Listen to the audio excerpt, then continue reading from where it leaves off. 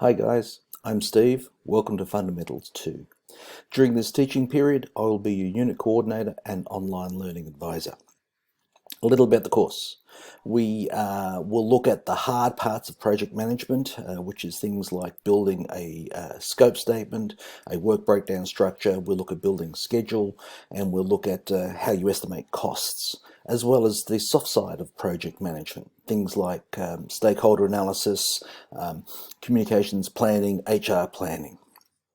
A little about me. I've worked in project management, program management for a very long time across a number of industries, doing mainly technology type projects.